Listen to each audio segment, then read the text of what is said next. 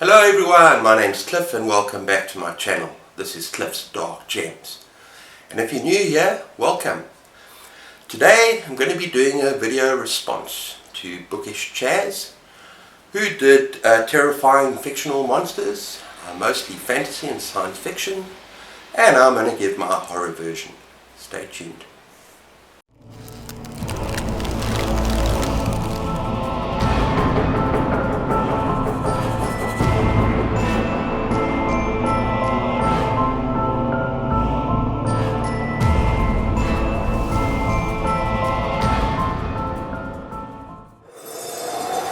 Okay everyone, before I carry on, there might be some very minor spoilers, but not in terms of plot for each of these books. I'm not going to talk about the plot or the plot development, but I am going to be talking about monsters in these books that might be important.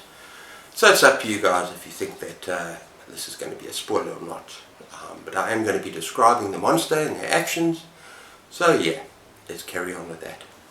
I also just want to warn you that some of these monsters are really terrifying. This is a horror channel and I'm not holding back for this video. So my description of some of these monsters, yeah, are going to be not family friendly at all. So if you've got a problem with that, well yeah, it's better not to watch because it's a horror channel. So let's carry on. Okay, first of all we're going to look at Clive Barker. Now, it might have been a good idea to do the Cenobites, but it's a good thing Chaz did that already. So I've tried to choose something different. And that's another thing. I've also tried to choose monsters that you might not have heard of before. In fact, most of these, including Stephen King choices, are stuff that you might never have heard of before, ever. So yeah, I've chosen Clive Barker's Books of Blood. This is volume 4, I don't have volume 3. The story is Rawhead Rex. Monster is Rawhead Rex, and that is in volume 3. Now this is a pagan demigod, this giant bloodthirsty creature who has a taste for human flesh. So his kind of favourite thing is to rape women and to eat babies and just generally to cause absolute mayhem. The story is bloody, it's disgusting, and really yeah, just a monster on the rampage. Describing this monster, I don't know, maybe 8 to 10 foot tall. I'm just taking a guess there. And he's just immensely strong. And these are monsters I don't want to be around. I want to run away. I don't want to see them. It's fine reading about them, but all of these monsters, I don't want to know them. So yeah, that's Rawhead Rex.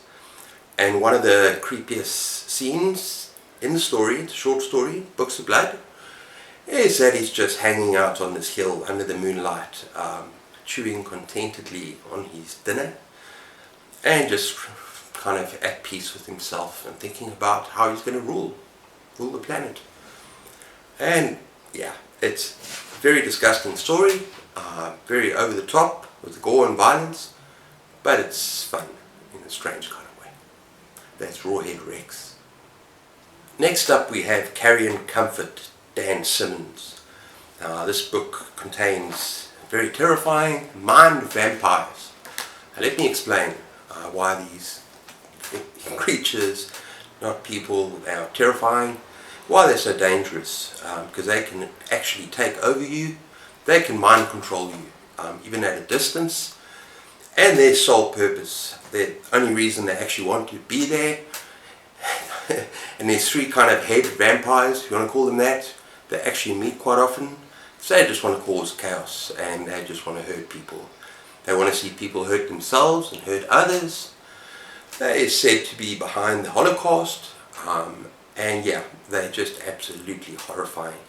And they abuse you and then spit you out, kill you, make you kill yourself. They're seriously terrifying creatures. And actually there's one scene right at the beginning of the novel. So this is not a spoiler, but it is something that has stayed with me out of all the books I've ever read. So be warned about what I'm going to say to you now. It's in a Nazi concentration camp, and these Carrion Comfort vampires are having a game of chess with the Jewish prisoners. Basically a game of chess, whether it be brother, family members, they have no choice. It is freaking horrifying, terrifying, sickening. That is carrying covers. Okay everyone, the next two books, the next two monsters, are from extreme horror, so I'm just warming up for all of you. First one is Jack Ketchum, Offseason. Now, to say this is sick and twisted and depraved is an understatement. You've got a family of vicious, kind of inbred monsters, cannibals, who've been living in a cave for a long time. And they've got a taste for human flesh. This book, as I said, it is very violent, very over the top. Jack Ketchum said he wanted to push boundaries that other authors had never pushed before, and believe me, he achieves that. Some of the violence is really disturbing, but to be honest, I couldn't look away because it was fascinating and it was also tense. It was well written, so it was a page turner. So yeah, I just couldn't look away. But it stayed with me afterwards a little while. I'm thinking, why am I reading this? Why am I doing this to myself? But yeah, I learned a few things. One thing I learned was that terror and inflicting pain and suffering and terror on the victim makes the meat a bit tenderer. So it's a good cooking tip there from Offseason. Okay, next extreme novel is Elias Witherow, The Black Farm. I did a review of this with Bad is Rad too. Yeah, and we had a ball. But this book is basically all the trigger warnings you can imagine. It's just torture, suffering, pain, depravity, violence. And there are two monsters I want to talk about. First of all, very briefly, it's the Pigborn, who are your main torturers on this island for the people that are unfortunate enough to be there. And yeah, they just inflict pain and suffering in any way possible. And then you got these incredible creatures, and these are truly terrifying. These stayed with me, and these are called the Keepers. Now, around the Black Farm, it's basically an island, and it's like an ocean. It's like a sea around the Black Farm, an ocean. And when people try to escape the Black Farm, they've got these keepers that are patrolling the ocean. It's these giant creatures, and on their head, instead of a head, I've got these wooden crosses, huge crosses. And if they capture you trying to escape, you are basically hung by the neck to suffer pain for all eternity. So you don't die, but you're hung by the neck. Yeah, so it's your choice. You can either try and escape and or stay on the island and do what you have to do there. I'm not giving away spoilers. So yeah, that is a Keepers. Okay, next up we're going to have a Stephen King entry. We're just going to quieten down a bit now. I'm talking about The Shining, and I'm talking about a particular room in the Overlook Hotel, which is a terrifying place as it is. And I'm talking about room 217 in the book. 217, I think in the movie it's 237 or something. But inside this room, I'm not giving away anything of the plot, but inside this room is a woman. And she's a naked, beautiful woman, possibly, lying in a bath. And you get tempted enough, you're going to give her a kiss. But then she might just transform into something else. It's not so nice. Now the reason I chose this, she's not exactly a monster, but I thought it would be fun to include this because I imagine myself being locked in that room. Like, can't run out, can't run away from this, what is it, a ghost, a creature, and you're basically trapped in the bathroom with this thing. So that's what I'm going to say. Okay, next up we have a science fiction, fantasy, kind of horror novel by China Mabel, and that's Perdido Street Station. And these creatures, there are a lot of creatures in the book that are fascinating. Now the one that most scares me, the one that makes me want to run away very, very quickly, is a slake moth. Now, if you look at the picture up there, it's beautiful, it's gorgeous, beautiful colours, just looks like a moth. So what makes them so dangerous? Well, they're predatory, they're hunters, and what they do is they use the colour of their wings to mesmerise the victim. So basically you're almost hypnotised by looking at these colours, by looking at the wings, and then they basically drain you of your dreams and of your consciousness until you are just an empty husk with no consciousness left. So you're alive, but you're kind of not alive, which makes them very, very dangerous. And they're kind of interdimensional as well, so they can skip between different dimensions, which makes them very hard to kill. And they're highly intelligent, super cunning, and yeah, they are pretty terrifying creatures. There's also this giant spider in the book that I really enjoyed, but he's cool. I really enjoyed the giant spider. Not as terrifying as the moth. So there you go, slave moth. Okay, next up I'm not going to talk about just one monster. I'm going to talk about a book that was packed with monsters. And that is A Haunted Forest Tour by James Moore and Jeff Strand.